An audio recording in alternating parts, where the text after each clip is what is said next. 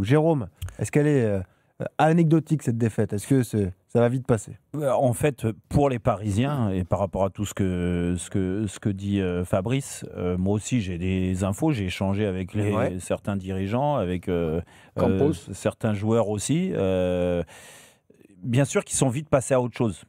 Contrairement à d'autres années où non mais c'est vrai, d'autres années où ça pouvait laisser des traces. En effet, la rivalité entre Paris et Marseille. Là, j'ai quand même l'impression que ça a passé, on a passé un cap par rapport à tout le contexte du match, par rapport à tout ce que disait Walid tout à l'heure, et là je suis entièrement d'accord avec lui, sur le fait qu'il n'y a pas eu de vacances, quasiment pas, ils n'ont pas eu de préparation, il y a beaucoup de blessures, il y a le contexte, cet aller-retour, match remis, pas remis, tu as l'impression que franchement ils allaient jouer un match, et on l'a vu dans les attitudes, et c'est pas minimiser la performance de Marseille, attention, je parle de l'attitude des Parisiens, on n'a pas senti que Paris était en mode guerrier comme les autres années. Donc, bien sûr que quand tu es en mode comme ça, contre un Olympique de Marseille de ce niveau-là, bah, tu passes à la trappe. Tu peux perdre. C'est le cas. Maintenant, l'avantage du Paris Saint-Germain, c'est d'avoir fait l'année dernière, c'est-à-dire d'avoir lutté en Ligue des Champions sur les premiers mois, parce que à défaut, ils ont manqué beaucoup d'efficacité l'année dernière. On était les premiers à dire, et moi je me suis chopé très souvent, que ce soit avec Dugas, avec d'autres, sur la façon de jouer du PSG qui n'était pas récompensée l'année dernière. Mais c'est vrai qu'ils ont galéré en termes de résultats sur la Ligue des Champions. Donc la galère, ils connaissent. En championnat, ils l'avaient bien maîtrisé. Peut-être que là, cette année, ça va être l'inverse. C'est-à-dire que la Ligue des Champions, c'est reparti comme en 40. C'est-à-dire qu'ils en ont mis 4 à l'Atalanta en jouant une mi-temps. D'accord, donc peut-être qu'ils en ont sous le pied là-dessus et qu'avec l'expérience, ce titre de champion du monde, de champion d'Europe, ils vont réussir à se qualifier assez vite en Ligue des Champions pour après relâcher.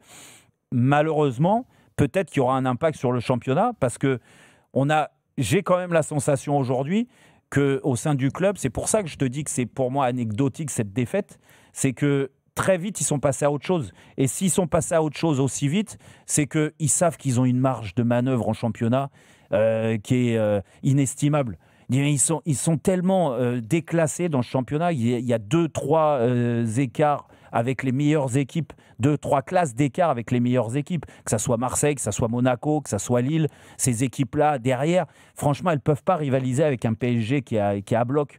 Donc, peut-être c'est un avertissement pour toi. Ouais.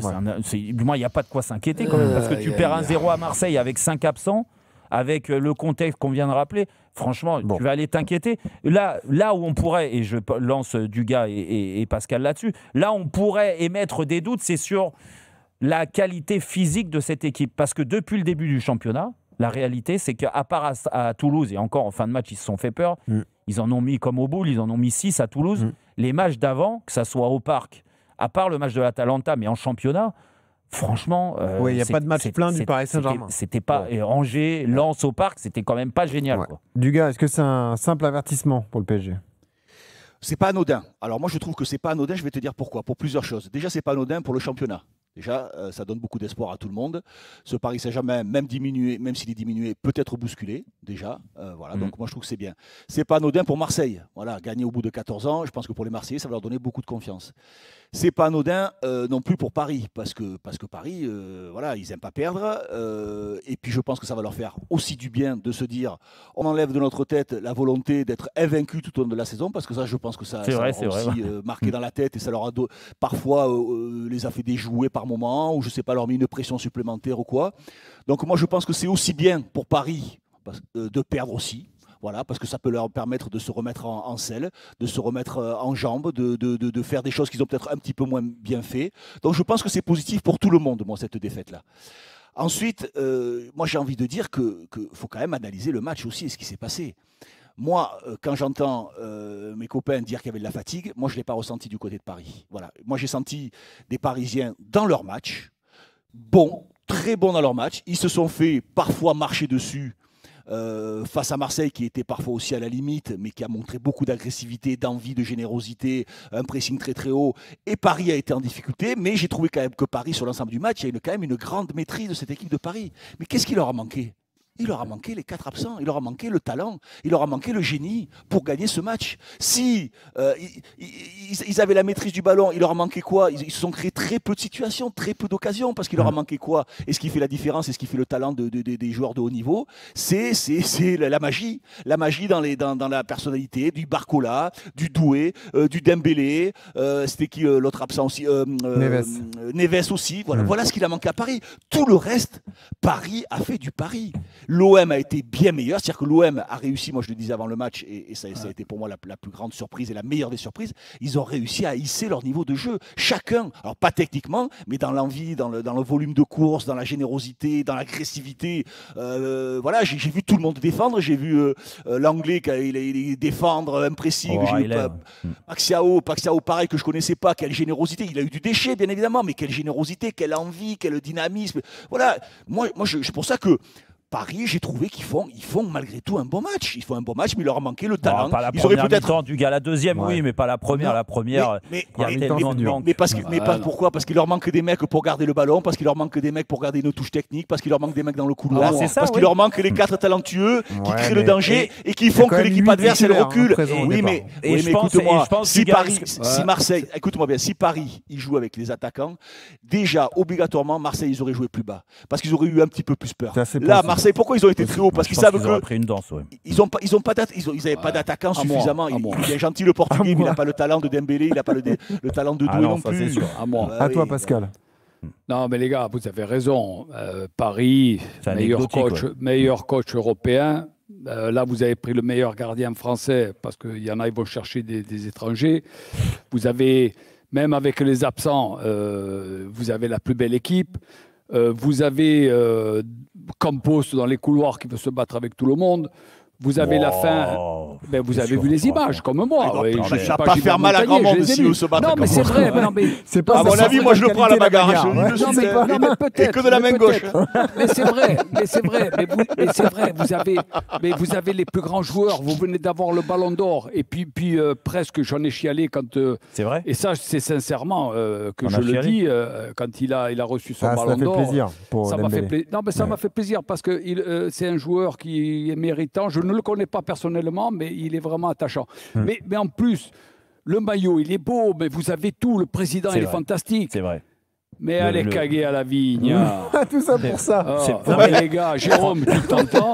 Mais tu t'entends, Jérôme. Franchement, là, tu faisais une super... Mais Marseille, c'était rien. Si on avait les gars blessés, eh ben, on les aurait mis dans la pression. Ils n'auraient pas dépassé les 18 mètres. Si on n'a pas... Mais attendez, mais là, ils vont tomber comme des mouches, vos joueurs, les gars. Et après, vous leur cherchez encore des excuses.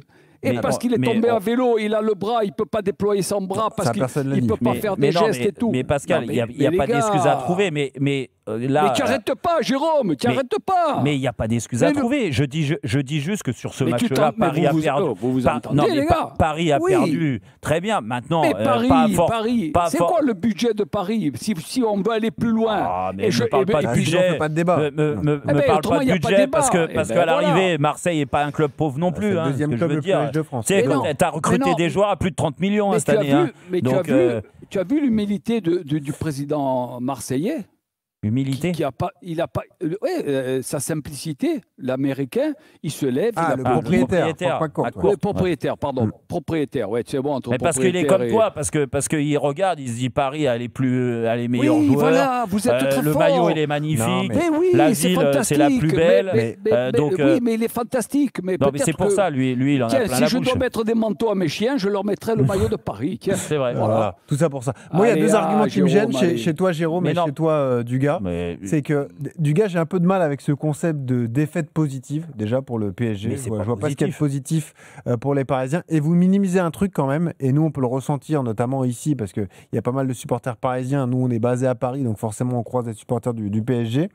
c'est pas anecdotique du gars de perdre contre l'OM à Marseille. Et mine de rien, cette série de 14 ans qui s'arrête, aux supporters, elle leur fait mal en fait. Moi, je comprends que tu plaisir, mais tu vas croire que tu vas battre tout le monde toute ta vie. C'est pas ça, mais toi, Jérôme, qui me dit on banalise, les joueurs, ils s'en foutent un peu, ils ont 2 classes d'écart, ils sont beaucoup plus forts que les autres. Et toi, du gars qui me dit c'est une défaite positive, ça c'est pas audible, c'est pas un discours audible pour les supporters. Un supporter parisien, il peut pas accepter ça en fait. Excuse-moi de pas être supporter, je suis pas supporter, donc non, mais ça fait partie du contexte du gars. Mais c'est leur problème. Non, mais d'accord, mais si les supporters ils sont persuadés qu'ils vont gagner toute leur vie et tous les matchs face à Marseille, faut qu'ils arrêtent de supporter parce que tu supportes quand tu gagnes et quand tu perds. C'est un accro dans la saison. Ils auraient préféré perdre samedi contre Auxerre au Parc que de perdre à Marseille. On n'a pas dit qu'il fallait descendre les Champs-Élysées. On n'a pas dit qu'il fallait descendre les Champs-Élysées parce que tu avais perdu. On n'a pas dit ça, bien évidemment. Moi, je vous dis attention. Après, du gars, tu n'exagères pas.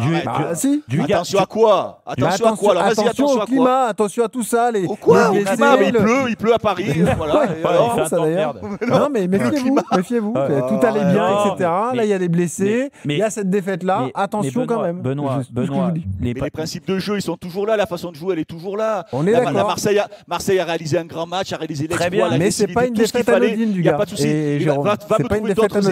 me trouver d'autres équipes qui vont être capables de faire ce qu'a fait Marseille. Mais regarde, il va pas y en avoir 50. Les blessés, ils vont pas rester blessés toute l'année non plus.